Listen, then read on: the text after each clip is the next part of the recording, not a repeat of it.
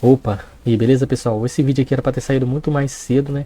Porém aconteceu vários imprevistos, os cachorros latindo, as galinhas cacarejando, o carro passando do inferno aqui em casa, aqui na minha porta aqui, entendeu? É foda, velho, é foda. Ainda bem que a introdução eu gravo sem ficar sair cortando tudo, entendeu? Igual os vídeos normais, senão fica muito chato.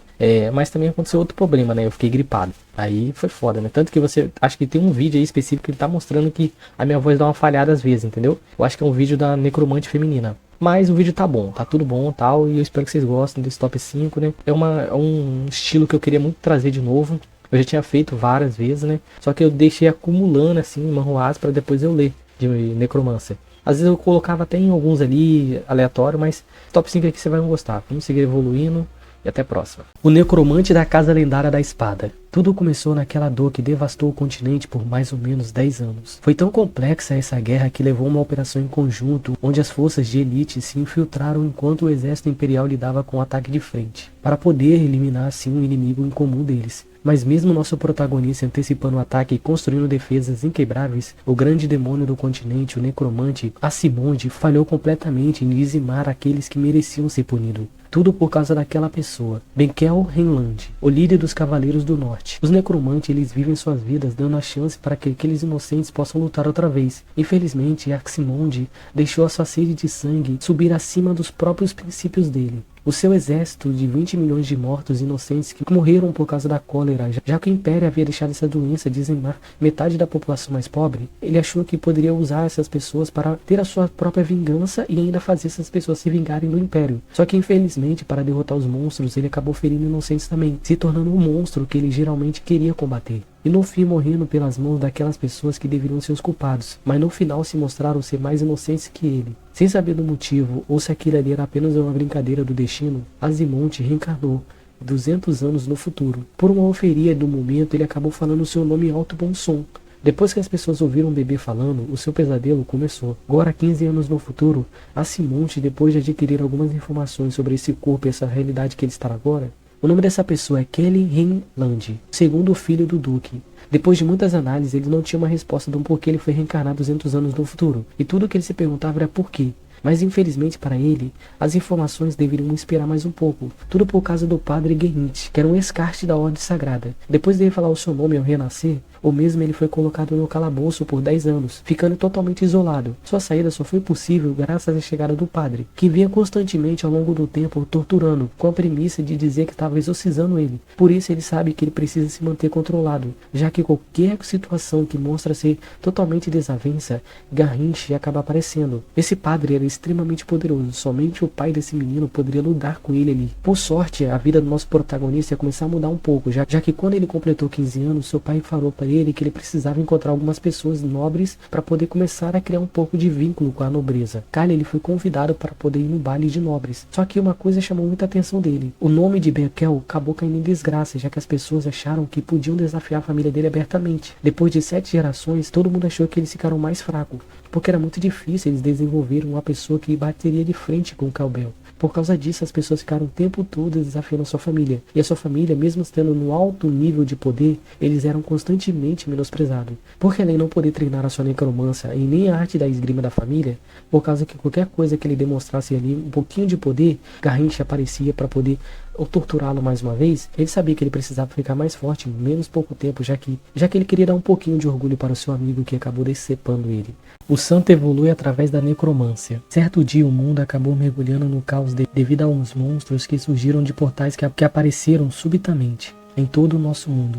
As pessoas achando que aquilo ali seria o fim do mundo, uma luz acabou surgindo naquela escuridão. Algumas pessoas foram escolhidas a dedo para salvar o mundo, recebendo uma tela de sistema para buscar a paz. Ao adentrar nos portais, essas pessoas perceberam que elas ficavam mais fortes conforme elas conseguiam matar esses monstros, até finalmente alcançar o nível máximo, que seria 7 estrelas. E essas pessoas que chegavam nesse patamar conseguiam fazer coisas que ninguém mais conseguia. Mas dentre os mais fortes, uma força resolveu ajudar os seres humanos a ir mais longe ainda. 7 dessas pessoas se destacaram, conseguindo a proteção da constelação e alcançando 9ª estrela. se tornando por fim as 7 famílias. Essas pessoas começaram a controlar todos. Dentre essa dominação com mão de ferro das 7 famílias, uma sombra surgiu no meio dessa luz. Um caçador, sem a ajuda de nenhuma constelação, acabou alcançando a 9ª estrela. As grandes famílias e as constelações julgaram essa pessoa, Shin Hyoga, como o culpado, pois ele não se dobrou às constelações. Desde o momento em que o seu nome surgiu perante o mundo, a sua vida não foi mais a mesma. Em todo lugar que ele ia, muitas pessoas morriam. Hyoga ele soube depois de um tempo que somente uma constelação poderia matar uma pessoa protegida pela tal. Como ele não tinha nenhuma constelação com ele, tudo o que ele poderia fazer era fugir. Mas ele sabia que no momento que ele batesse de frente com uma das 7 grandes famílias, provavelmente muita gente ia morrer. Felizmente esse dia chegou. Hyoga acabou batendo de frente com Demitri, que era a pessoa que era guiada por Odin.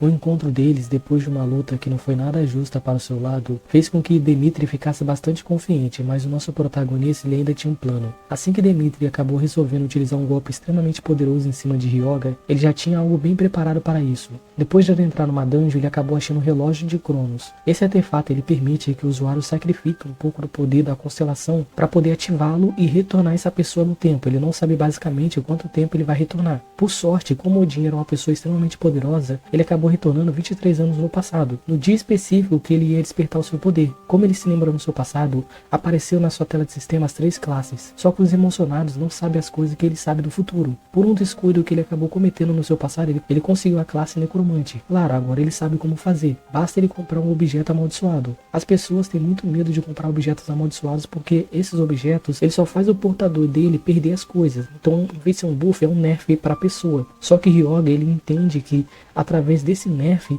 tem uma coisa muito boa ali dentro, que é a classe necromante, que só poderia ser ativada assim que você conseguisse passar pelo rancor do objeto. Assim que ele se livrou da projeção de Demitri, que estava tentando confrontar ele ali dentro, dizendo que ele não poderia fazer nada contra ele, Hyoga finalmente ativou a classe necromante. Como no seu passado ele sabe que ainda precisa evoluir para poder ficar mais forte, mas ele ainda tem um pequeno problema, ele precisa da proteção de uma constelação, porque somente com uma constelação que ele pode matar um portador de constelações. Mas ele não vai simplesmente numa constelação aleatória, ele vai em Cronos, porque ele sabe que Cronos tem um grande rancor contra os outros deuses que estão exercendo poder agora, e seria uma pessoa extremamente poderosa para bater de frente com Odin, com Zeus e contra as outras famílias das 7 pessoas mais poderosas do mundo. As 100 maldições da casa Eliston. Tudo começou naquela manhã que deveria ser apenas mais um dia normal. Um jovem servo que carregava a bacia de água simplesmente desapareceu, deixando somente as suas vestes para contar a história. No dia seguinte, outro servo que havia saído para ir no mercado acabou desaparecendo. Depois dele foi o cocheiro que, ao ir buscar o duque, não voltou mais. Até mesmo o secretário que deveria ir ao castelo acabou sumindo. O duque se questionava com seu mordomo o que deveria estar acontecendo para aquelas pessoas simplesmente estar sumindo. Mas como nem ele e seu mordomo mais antigo sabia do motivo desses desaparecimentos, simplesmente ficavam totalmente atordoados naquela situação. Com o tempo dos desaparecimentos na mansão Eliston, o duque ao caminhar pelo jardim ele acabou avistando uma árvore e questionou ao mordomo que tipo de árvore era aquela. Como ele não sabia qual tipo de árvore seria aquela, o duque, por ver que aquela árvore era extremamente feia, ele mandou cortá-la. No dia seguinte, aonde a árvore deveria ser cortada, outro servo acabou chegando avisando para o duque que o mordomo e o jardineiro havia desaparecido, deixando somente a roupa deles no local. Ao conferir por si mesmo para saber o que estava acontecendo com aquela árvore, o duque viu a mesma se alimentando dos seus servos, e foi então que ele percebeu que aquilo ali era um tipo de maldição. Desde então aquela árvore começou a crescer, e a mansão foi perdendo mais e mais membros, levando o portão a ser fechado pelas raízes da árvore que carregava com ela uma maldição. Assim se passando 300 anos, até a chegada daquela criança que chamava Simone, que com apenas o balançar das suas mãos ela conseguiu abrir o portão amaldiçoado, pedindo aos servos presentes para levá-la até o duque, ao Aliston. Simone explicou para ele que ela conhecia as maldições dessa família, e se eles aceitassem ela como membro, ela ajudaria ele com o tempo a quebrar essas maldições. Claro, nem sempre foi assim com a nossa protagonista. Simone não é o seu verdadeiro nome. O seu nome original é Seon Yeon-jeong. Ela tinha 25 anos e trabalhava no escritório. Como seu dia era extremamente cansativo, ao adormecer profundamente, ela acabou acordando nessa novel, que tinha um nome bastante peculiar. Acordei e agora estou escondendo meu poder. Segundo a história da novel, Simone é uma jovem que era constantemente maltratada no orfanato devido aos seus cabelos negros e cor de sangue dos seus olhos. Desde os seus 17 anos, ela carregou uma dor muito forte, até que infelizmente a diretora do orfanato acabou vendendo ela para um culto de ocultismo. Lá ela era extremamente utilizada para rituais, já que eles achavam que pessoas com as suas características físicas traziam a morte, então eles utilizavam ela para vários tipos de rituais. Depois de semanas, meses ou até anos de tortura, Simone finalmente partiu para outro mundo, assim reencarnando nossa protagonista em seu corpo. Por sorte, a nossa protagonista, ao abrir seus olhos, ela percebeu que estava sendo resgatada pelo protagonista da novel. Como Simone, ela carregava um grande segredo, já que os necromantes são pessoas malignas, acabam se tornando vilões no final da novel, e ela não queria morrer exatamente nesse momento, ela começou a pensar em outro plano, então ela se lembrou da lenda da mansão Yellowstone. Se ela se unisse ao Duque e pedisse apoio para ele, transformando em nobre, ela poderia ter uma vida bastante segura até ela ficar forte o bastante para conseguir sobreviver no final da novel e não morrer de maneira brutal. O jovem herdeiro da família necromante. A guerra ela transforma aliados em inimigos ou inimigos em aliados. Mas a guerra ela carrega uma grande peculiaridade. Ela é capaz de transformar pessoas covardes em heróis ou heróis em covardes. Esse evento ficou gravado na mente do povo de Marbas. O conde Allen Sylvester,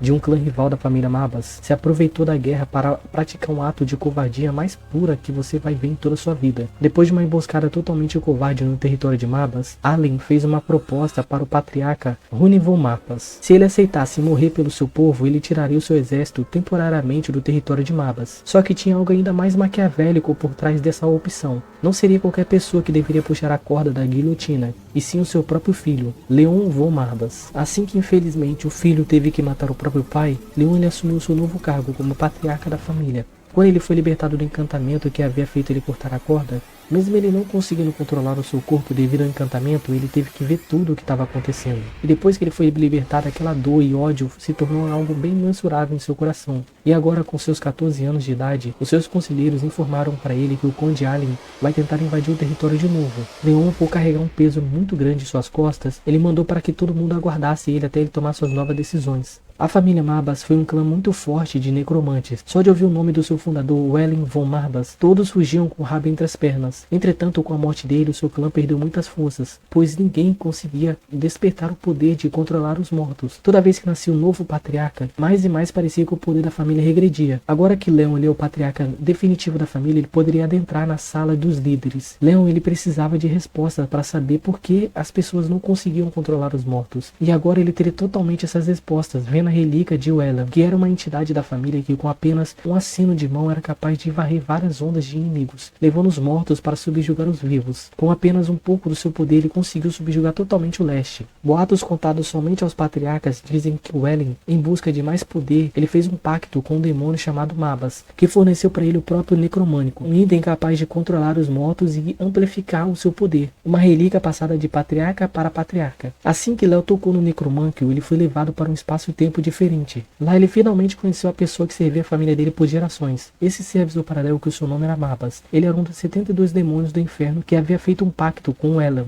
Léo questionou Mabas por que ele havia abandonado a sua família. Mabas explicou para Léo que depois que Wellen havia falecido, não nasceu mais ninguém capaz de herdar o seu poder. Só Léo parecia que tinha as mesmas características de Wellen. Além disso, a sua dor e a sua angústia que ele carregava no coração dele seriam um estopim para mais poder que ele poderia adquirir conforme o tempo. Talvez ele poderia ser alguém até mais forte que o Wellen, mas Mabas avisou para ele que como ele era ainda fraco, ele não conseguiria usar seu poder total. Então ele teria que se adaptar ao seu corpo e permanecendo numa esfera pequena, forma o seu contratante Léo fosse evoluindo, mais poderoso ele ficaria. O deus da invocação quando a mutação descende sobre o mundo imortal. Tudo começa com um grupo de 3 pessoas, 2 guerreiras e uma maga. Ambas estavam sendo perseguidas por uma matilha de lobos demônios. Mesmo que elas aparentassem ser do mesmo level que eles, os lobos estão no seu território, então qualquer sinal de erro seria fatal para ambas. Por um descuido de uma delas, uma das meninas acabou escorregando e caindo.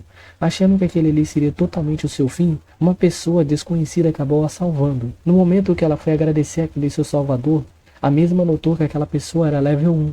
E não foi só isso, com apenas pouco esforço, ele manuseou uma espada enferrujada e conseguiu eliminar aqueles lobos demônios que estavam perseguindo aquelas meninas. Mesmo com aquela situação tendo acabado, Li Huan estava em alerta, pois ele sabia que os lobos demônios é uma espécie de matilha. Aqueles lobos que estavam ali, eles são os mais rápidos do bando, eles ficam perseguindo a presa até cansá-lo. E depois chegam os verdadeiros lobos para começar aquela festa. Mesmo aparentando ele estar em desvantagem, Huan ele não se deixou acovardar, já que ele tinha uma classe de necro-caçador. Tudo que ele caçava se tornaria o seu servo se ele quisesse. Assim que ele ativou a sua habilidade de invocação, ele invocou alguns guerreiros, e começou a lutar contra os lobos demônios em seu lugar. Juan, mesmo aquilo ali parecendo ser extremamente difícil ou fácil para ele precisava ficar mais forte, porque ele não tinha muito tempo, já que essa não era sua primeira vez nesse mundo, era sua segunda chance. Há um tempo atrás, uma empresa desenvolveu um jogo utilizando o poder de uma estrela. Esse jogo era chamado de Mundo Imortal. Os desenvolvedores diziam que se você adentrasse no jogo, depois que você se retirasse de lá, teria uma chance muito grande de você despertar um poder no mundo real. Muitos achavam que aquilo ali era mentira, até que uma primeira pessoa acabou despertando seu poder. E a partir desse momento, um culto chamado Apóstolo do Deus do Cosmo Maligno começou a massacrar as pessoas no mundo real com suas habilidades. Durante essa cena de abatedouro, Li Juan viu seus pais morrendo na sua frente, e depois de 3 anos ele também eventualmente morreu. Assim que ele abriu seus olhos, ele percebeu que ele voltou no tempo, exatamente no momento que ele havia adentrado no mundo imortal. Só que dessa vez ele tinha uma grande surpresa, ele despertou uma classe SSS proibida, capaz de controlar os poderes dos mortos. Mesmo com essa classe sendo bem roubada, Juan ele sabe que precisa upar rapidamente, já que falta pouco tempo para os apóstolos começarem a destruir a Terra, e ele precisa dessa vez salvar a sua família.